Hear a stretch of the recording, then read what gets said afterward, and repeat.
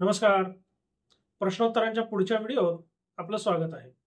पहिला प्रश्न आहे, दाव्यामध्ये जेवढे पक्षकार असतील त्या सगळ्यांना पुरावा देता येतो का? उदाहरणार्थ, एखाद्या दाव्यामध्ये समजा 5 प्रतिवादी आहेत आणि 5 वादी आहेत, तर 5 आणि 5 असा 10 लोकांना पुरावा देता येतो का? तर कायद्याने तसा पुरावा देता येतो. एवढंच नव्हे तर पुराव्याचा जो कायदेशीर तरतूद आहे त्याची व्याप्ती याच्यापेक्षा सुद्धा मोठी आहे. म्हणजे काही वेळेला वादी किंवा प्रतिवादी यांना आपला तर पुरावा देता येतोच, पण त्याच्याशिवाय आपलं एकंदर जे प्रकरण आहे किंवा आपलं जी गुणवत्ता आहे किंवा आपल्या ज्या सगळ्या कथनाचा आधार आहे तो सिद्ध करायला काही साक्षीदार सादर करणं गरजेचं आहे असं जर वाटलं तर त्यांना असे साक्षीदार सुद्धा सादर करता येतात. त्याला रीतसर न्यायालयाची परवानगी घेता येते आणि परवानगीने आपण आपले साक्षीदार आणि त्यांचे पुरावे दाखल करू शकतो. म्हणजे एक तर नक्की की सगळे वादी सगळे प्रतिवादी एवढंच नव्हे तर त्यांचे गरजेनुसार आवश्यक वाटणारे साक्षीदार या सगळ्यांच्या मार्फत पुरावा आपल्याला देता येऊ शकतो. पण जेव्हा आपण एखादी गोष्ट करायची किंवा नाही करायची हे ठरवायचं असतं तेव्हा नुसतं करता येतं का एवढा संकुचित विचार करू नये. हे करणं गरजेचं आहे का आणि याने काही फायदा होणार आहे का, हे दोन प्रश्न सुद्धा आपण विचारात घेतले पाहिजे. कारण समजा एखादं प्रकरण असं आहे की त्यामध्ये सगळे वादी किंवा सगळे प्रतिवादी हे साधारणतः समानच पुरावा देणार असतील तर एखाद्यानेच तो पुरावा दिला तरी ते पुरेसं आहे.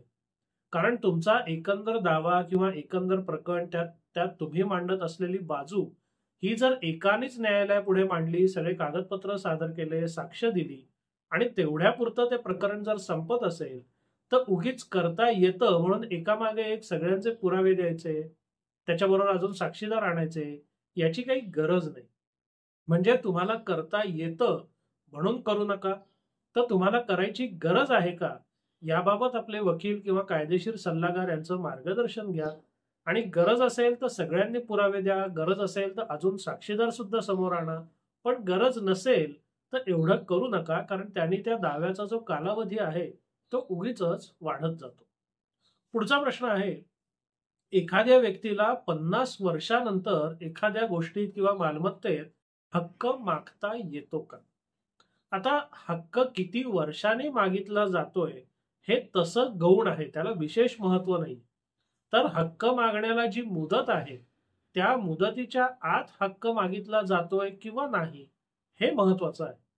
म्हणजे समजा एखादा करार किंवा एखादी गैर गोष्ट 30-40 वर्षापूर्वी घडलेली असेल पण त्याची माहितीच जर आज कळली असेल तर आजपासून ठराविक मुदतीमध्ये आपल्याला तो दावा दाखल करता येतो, त्यामध्ये कोणतीही कायदेशीर अडचण येत नाही. साहजिकच म्हणून आपण एक कायम लक्षात ठेवलं पाहिजे की आपण किती वर्षांनी हक्क मागतोय याच्यापेक्षा आपण मुदतीत हक्क मागतोय किंवा नाही याच्यावर आपलं बारीक लक्ष असलं पाहिजे. जर आपलं प्रकरण मुदतबाह्य असेल तर त्याच्या नादाला लागू नये, त्याच्या भानगडीत पडू नये. दुसरा महत्वाचा मुद्दा तो म्हणजे जेव्हा तुम्ही बऱ्याच कालावधीनंतर एखाद्या गोष्टीमध्ये किंवा एखाद्या मालमत्तेमध्ये हक्क मागत असतात तेव्हा त्या बऱ्याच कालावधीमध्ये काय काय घडलंय याचा एक मागोवा घेणं गरजेचं असतं. ती मालमत्ता आहे तशीच राहिली असेल, फार काही बदल झाले नसतील तर त्याच्यात तुम्ही हक्क मागणं आणि तुम्हाला यश येणं याची शक्यता ही काहीशी जास्त आहे.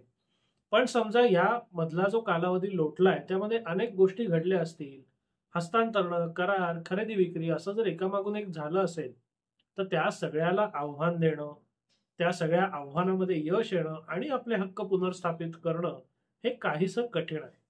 म्हणजे गेल्या 30-40-50 वर्षात काय घडलंय त्या सगळ्याला आव्हान देऊन आपल्याला यश येईल का याचा सुद्धा आपण विचार केला पाहिजे.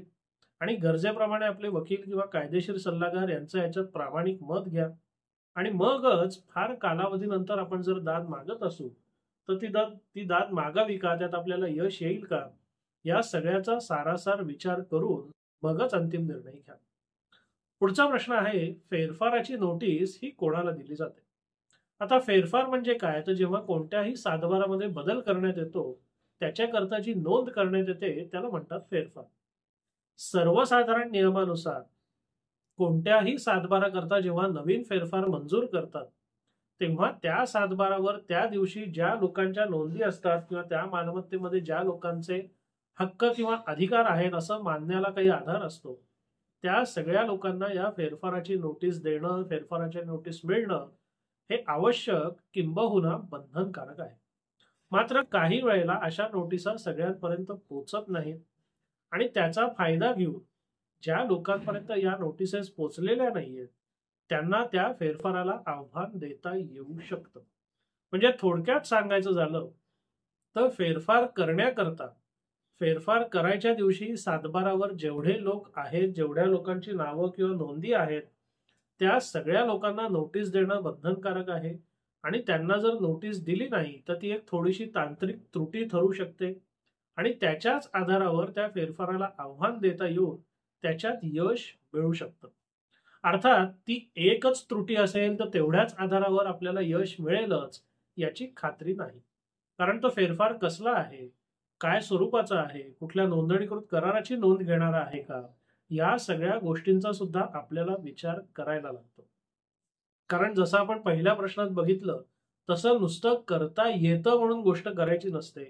तर आपल्याला करता येते का, त्यातनं साध्य काय होणार आहे, आपलं अपेक्षित साध्य आहे ते यातनं आपल्याला मिळणार आहे का, या सगळ्या प्रश्नांची उत्तरं आपण शोधणं गरजेचं असतं. आणि जोवर या सगळ्या प्रश्नांची उत्तरं आपल्याला मिळत नाही तोवर उगीच घाईने कायदेशीर कारवाई सुरू न करणं हे जास्त श्रेयस्कर असतं. आज आपण काही प्रश्नांची थोडक्यात उत्तरे पाहिली. आपल्याला हा व्हिडिओ कसा वाटला अवश्य कळवा. आपले काही प्रश्न आणि शंका असतील कमेंट्समध्ये विचारा.